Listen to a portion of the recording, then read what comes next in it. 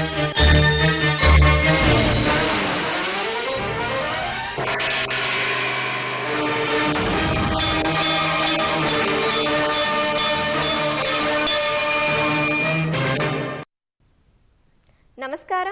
ఘంటారావానికి స్వాగతం. ఈటీవీ ప్రేక్షకులకు వినాయక చవితి శుభాకాంక్షలు. ముందుగా ప్రధాన అంశాలు. నేటి నుంచి అమల్లోకి అమెరికా అదనపు సుంకాల భారం. రష్యా చమురు కొనడంపై అక్కసుతో అగ్రరాజ్యం చర్యలు.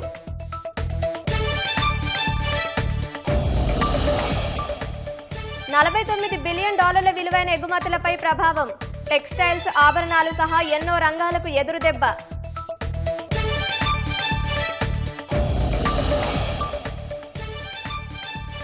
సాదా బైనామాల క్రమబద్ధీకరణకు తొలగిన అడ్డంకి. Stay ఎత్తేసిన high court. 9 లక్షల దరఖాస్తులకు త్వరలో మోక్షం. రాష్ట్రంలోని పలు ప్రాంతాల్లో రాత్రి నుంచి ఎడతెరిపిలేని వర్షాలు. పొంగుతున్న వాగులు, నిలిచిన రాకపోకలు.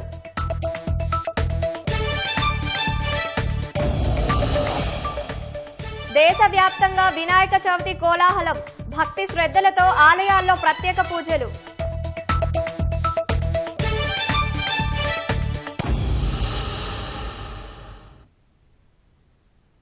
భారత్పై అమెరికా విధించిన 25% అదనపు సుంకాలు ఇవాల్టి నుంచి అమల్లోకి రానున్నాయి.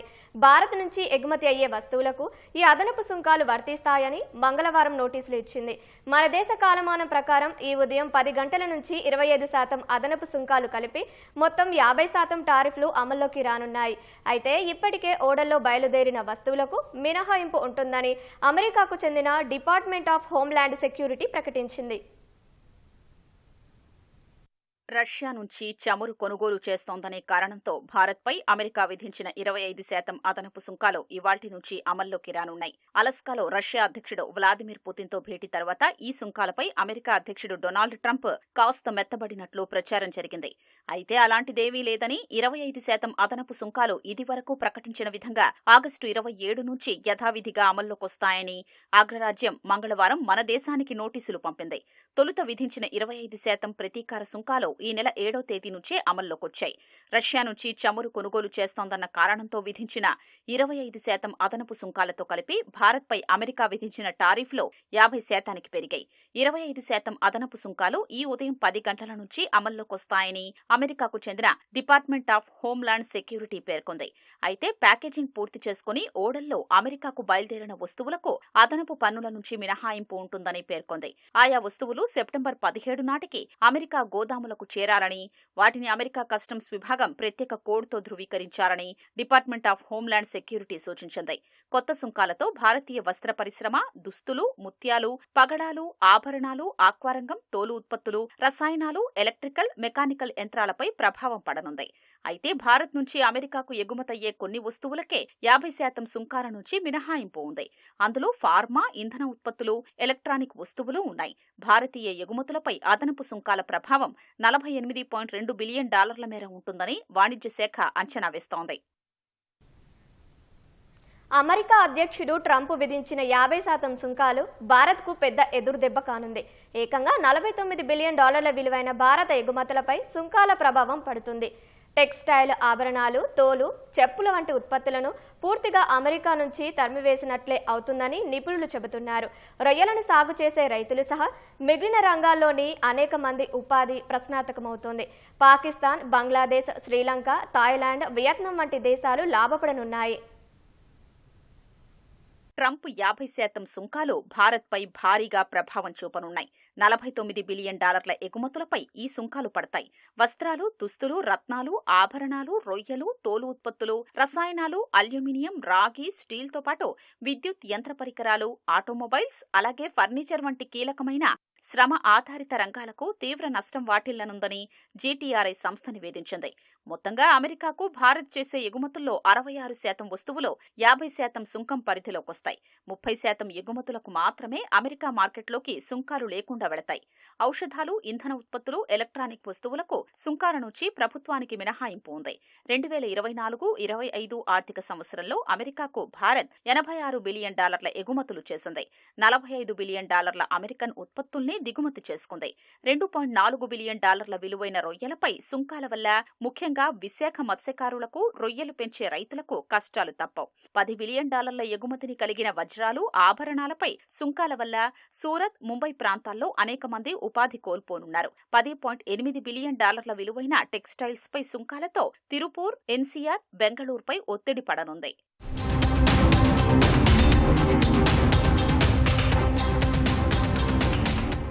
పరదాలు, చేనేత రంగాలు నష్టపోయి అమెరికా మార్కెట్లో తుర్కీయే, వియత్నాం దేశాల సంస్థలు లాభపడనున్నాయి. బాస్మతి బియ్యం, మసాలాలు, టీ పొడి, వ్యవసాయ ఉత్పత్తులపై టారిఫ్ల వల్ల పాకిస్తాన్, థాయిలాండ్ దేశాలకు లబ్ధి చేకూరుతుంది. తాజా సుంకాల వల్ల భారతీయ వస్తువుల్ని అమెరికా మార్కెట్ నుంచి పూర్తిగా తరిమివేసినట్లేనని నిపుణులు చెబుతున్నారు. ఇంతటి భారీ టారిఫ్ల వల్ల Bangladesh, Vietnam, Sri Lanka, Cambodia, Indonesia దేశాల వస్తువులు అమెరికాలో భారత ఉత్పత్తుల కన్నా చాలా తక్కువ ధరకే లభిస్తాయి. ప్రపంచవ్యాప్తంగా భారత్ ఎగుమతి చేస్తున్న వాటిలో అధిక భాగం అమెరికాకి వెళుతున్నాయి. ప్రస్తుత సుంకాల కారణంగా 2026 ఆర్థిక సంవత్సరంలో అమెరికాకు భారత ఎగుమతులు దాదాపు $49.6 బిలియన్ల కన్నా తగ్గుతాయని భావిస్తున్నారు. ట్రంప్ టారిఫ్లతో ఇరు దేశాల సంబంధాల్లో ఒత్తిడి నెలకొన్న నేపథ్యంలో భారత్, అమెరికా సీనియర్ అధికారులు 2+2 ఇంటర్నేషనల్ డైలాగ్తో పలు అంశాలపై చర్చించారు.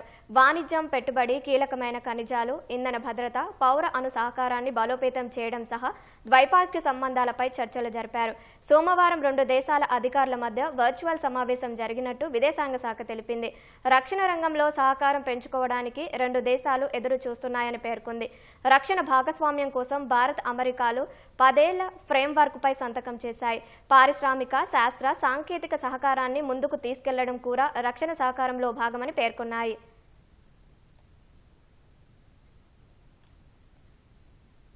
జమ్మూ కశ్మీర్లోని మాతా వైష్ణోదేవి ఆలయానికి వెళ్లే మార్గంలో అర్త్ కువారీ వద్ద కొండచర్యలు విరిగిపడిన ఘటనలో మృతుల సంఖ్య 9కి పెరిగింది. గాయపడ్డ పలువురిని సమీపంలోని ఆసుపత్రికి తరలించే చికిత్స అందిస్తున్నారు. కొండచర్యలు విరిగిపడిన నేపథ్యంలో మాతా వైష్ణోదేవి పుణ్యక్షేత్ర బోర్డు భక్తులకు కీలక సూచన చేసింది. వాతావరణం మెరుగుపడిన తర్వాత ఆలయ సందర్శనకు ప్రణాళిక చేసుకోవాలని సూచించింది. భక్తుల కోసం ఓ హెల్ప్ డెస్క్ ఏర్పాటు చేసినట్టు తెలిపింది. కొండచర్యలు విరిగిపడ్డ ఘటనపై కేంద్ర హోంమంత్రి అమిత్ షా దిగ్భ్రాంతి వ్యక్తం చేశారు. Jammu Kashmir CM Omar Abdullah lieutenant governor Manoj సిన్హాతో ఫోన్లో మాట్లాడి వివరాలు అడిగి తెలుసుకున్నారు. సహాయక చర్యలపై ఆరా తీశారు. ఎడతెరిపి లేకుండా కురుస్తున్న వర్షాల కారణంగా జమ్మూ కశ్మీర్లో వేర్వేరు ప్రమాదాల్లో మంగళవారం సుమారు 13 మంది మృతి చెందారు. వారిలో 9 మంది మాతా వైష్ణోదేవి ఆలయానికి వెళ్లే మార్గంలో కొండచర్యలు విరిగిపడటంతో ప్రాణాలు కోల్పోయారు. అటు హిమాచల్ ప్రదేశ్, ఉత్తరాఖండ్లోనూ వర్షాలు దంచుకొడుతున్నాయి. నదులు ఉప్పొంగి ప్రవహిస్తున్నాయి. పలుచోట్ల కొండచర్యలు విరిగిపడగా రహదారులను మూసివేశారు. రాష్ట్ర వ్యాప్తంగా రాత్రి నుంచి తెరిపి లేకుండా వర్షం కురుస్తోంది. వాగులు, వంకలు పొంగి పొర్లుతుండగా పలుచోట్ల రాకపోకలు నిలిపివేశారు. నల్గొండలో వర్ష ప్రభావంపై మా ప్రతినిధి ఈశ్వర్ ప్రత్యక్ష ప్రసారం ద్వారా అందిస్తారు.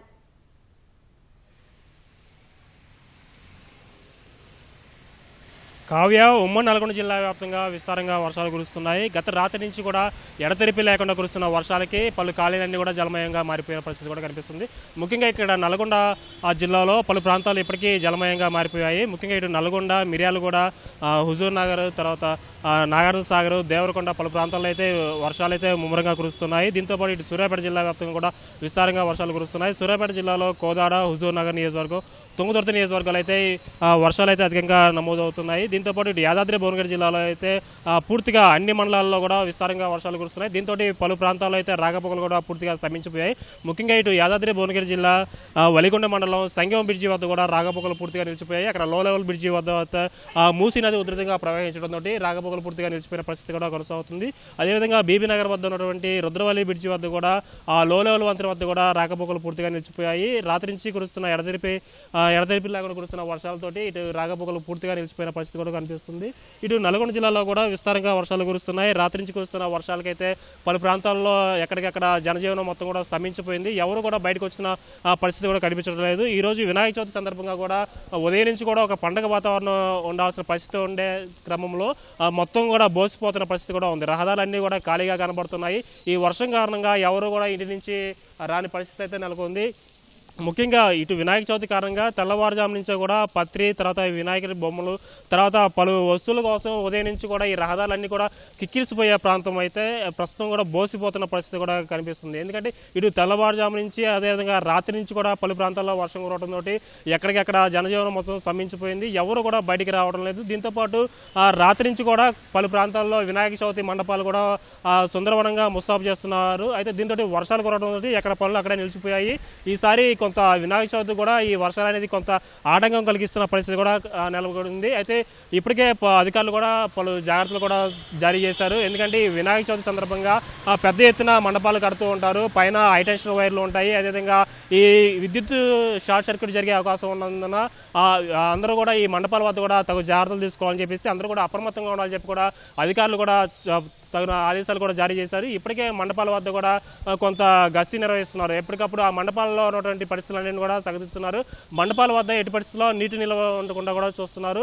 ఏదైనా విద్యుత్ షార్ట్ సర్క్యూట్ జరగకుండా కూడా ఎలాంటి అవాంఛనీయకరణ జరగకుండా కూడా తగిన జాగ్రత్తలు తీసుకోవాలని కూడా చెప్తున్నారు.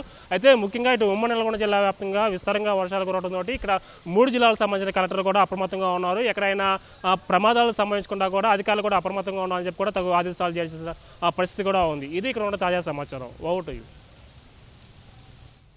ధన్యవాదాలు ఈశ్వర్. విఘ్నాలను తొలగించి విజయాలను దరిచేర్చి సకల సౌభాగ్యాలను అందించే దేవుడే వినాయకుడు. భక్తి శ్రద్ధలతో ఓ గరికతో ప్రదక్షిణలు చేసి సమర్పిస్తే స్వామి మిక్కిలి సంతృప్తి చెందుతాడన్నది భక్తుల విశ్వాసం. గణపతి, గజాననుడు, లంబోదరుడు, ఏకదంతుడు, వక్రతుండు ఇలా ఎన్నో పేర్లు, మరెన్నో రూపాలు వినాయకుని సొంతం.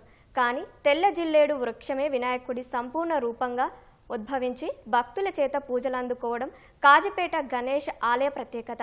అందుకే ఇక్కడ స్వయంభూగా వెలిసిన స్వామిని శ్వేతార్క గణపతి అని పిలుస్తారు. ప్రతిరోజు వేకువజాము నుంచి రాత్రి వరకు స్వామివారికి నిత్య పూజలు, అభిషేకాలు జరుపుతారు. వినాయక చవితి పర్వదినాన వేలాది మంది భక్తులు శ్వేతార్క వినాయకుడిని దర్శించుకుంటారని ఆలయ అర్చకులు శ్రీ సాయి కృష్ణ శర్మ తెలిపారు.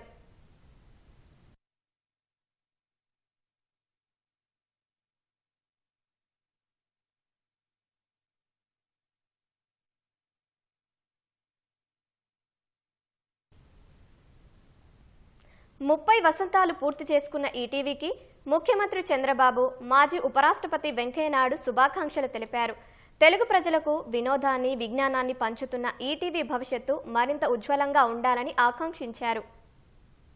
తెలుగుంటి ఛానల్ ఈటీవీ ప్రారంభించి 30 సంవత్సరాలు పూర్తి చేసుకుంది. ఈ సందర్భంగా మేనేజ్మెంట్కి, సిబ్బందికి, ప్రేక్షకులందరికీ కూడా అభినందనలు, శుభాభినందనలు, కంగ్రాచులేషన్ తెలియజేస్తున్నా. ఒక విధంగా ఈటీవీ ఇచ్చేది వినోదాన్నే కాదు, విజ్ఞానాన్ని, మన సంస్కృతి సాంప్రదాయాలు, మన నాగరికత, భవిష్యత్తుకు ఏ విధంగా ముందుకు పోవాలనో దానికి నాంది పలికే పరిస్థితి వచ్చింది. రామోజీరావు గారిని చూశాను. ఈటీవీని తీసుకురావడం, ఒక ఛానలే కాకుండా అనేక ఛానల్స్ పెట్టడం, సుమన్ గారు కూడా దీన్ని ఎప్పటికప్పుడు నర్చర్ చేయడం, వాళ్ళు చేసినటువంటి కృషి వల్ల అంచెలంచెలుగా ఈ ఛానల్ పెరగడం. ఈరోజు ప్రతి ఒక్కరు కూడా తెలుగువారు అనేవాళ్ళు ఎక్కడున్నా ప్రపంచంలో రాత్రి 9 గంటలకు న్యూస్ చూస్తే పరిపూర్ణంగా సమాచారం అందినట్టు భావించే పరిస్థితి తీసుకొచ్చారు. ఇది ఒక చరిత్ర. ఈటీవీని, తెలుగు జాతిని వేరు చేయలేం. ఈ రెండు కూడా ఈ విధంగా ముందుకు పోతున్నాయి. కాబట్టి మొత్తాన్ని అభినందిస్తూ best of luck, congratulations. ETV 30 వసంతాలు పూర్తి చేసుకున్న సందర్భంగా ఈటీవీ యాజమాన్యానికి, సిబ్బందికి, కార్యనిర్వాహకులందరికీ నేను హృదయపూర్వక శుభాకాంక్షలు అందజేస్తున్నాను. ఈటీవీని రామోజీరావు గారు కొన్ని విలువలు, సత్యానికి దగ్గరగా, సంచలనానికి దూరంగా, జనాలకు మార్గదర్శకంగా సక్రమమైన సమాచారాన్ని అందించడంలో ఈటీవీ ముందుంది. ఇవాళ మన ముందు శ్రీ రామోజీరావు గారు లేకపోయినా ఆ స్ఫూర్తితో వారి కుమారుడు శ్రీ కిరణ్ నాయకత్వాన ఈటీవీ అప్రతిహతంగా ఇదే విధంగా ముందుకు సాగారని ఆశిస్తూ శుభాకాంక్షలు తెలియజేస్తున్నాను. ఈటీవీ 30 ఏళ్ల వేడుకలు జరుపుకుంటున్న వేళ ఆ చిరస్మరణీయ ఘట్టాన్ని ఉద్యోగులు సంబరంగా నిర్వహించారు.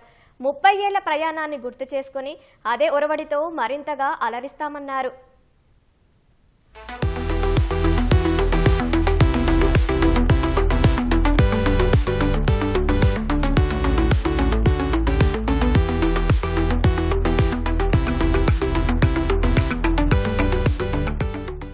ఈటీవీ 30 ఏళ్ల సంబరాలు రామోజీ ఫిల్మ్ సిటీలోని కార్పొరేట్ కార్యాలయంలో ఘనంగా జరిగాయి. Ramoji group CMD CH Kiran సారథ్యంలో దివంగత రామోజీరావు మనవడు సుజయ్, మనవరాలు దివిజ కేక్ కట్ చేశారు. ఈ కార్యక్రమంలో Ramoji film city managing director Vijayeshwari, ETV CEO Bapineedu, మానవ వనరుల విభాగం అధిపతి Gopalarao, Andhra Pradesh editor M Nageswararao, Telangana editor DN Prasad, ETV Bharat CEO Jonnalagadda Srinivas, Ramoji group విభాగాధిపతులు శివరామకృష్ణ, ఏవి రావు, ఐ వెంకట్, అజయ్ శాంతి, శైలజ, రావి చంద్రశేఖర్, వివిధ విభాగాల సీనియర్ ఉద్యోగులు, సిబ్బంది పాల్గొన్నారు. ఈటీవీని ఆదరిస్తున్న తెలుగు ప్రజలకు మరింత వినోదాన్ని అందిస్తామని సుజయ్ హామీ ఇచ్చారు. మా నాన్న ఎప్పుడూ ఈటీవీని ఆయన పెద్ద కూతురుగానే భావించేవారు. ఈరోజు ఆయన పెద్ద కూతురు 30 ఏళ్ళు పూర్తి చేసుకున్న సందర్భంగా నాకు నోటంట మాట రావట్లేదు. నాకు నాన్న లేకపోయినా ఉన్నట్టే అనిపిస్తుంది. ఎందుకంటే ఆయన పని ఎంత ఇష్టపడేవారో మీరంతా కూడా అంతే ఇష్టపడుతూ అంతే ఉత్సాహంతో ముందుకు తీసుకువెళ్లారు. నాన్న ఏ స్థాయిలో ఆయన పెద్ద కూతురిని చూడాలనుకునేవారో అంతకంటే పై స్థాయికి చేర్చారు. దానికి శిరస్సు ఉంచి నమస్కరిస్తున్నాను.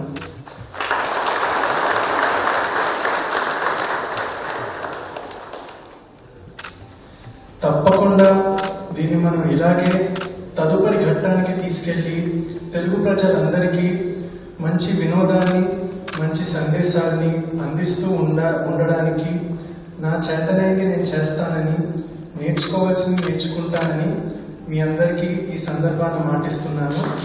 ధన్యవాదాలు. Thank you to everyone who has come here. Such a great turnout. Feeling really proud today on the 30th anniversary for ETV. Thank you everybody. ETV 30 ఏళ్ల ప్రయాణంలో ఆది నుంచి అత్యుత్తమ సేవలు అందించిన వారికి రామోజీ గ్రూప్ సీఎండీ కిరణ్ జ్ఞాపికలు అందజేశారు.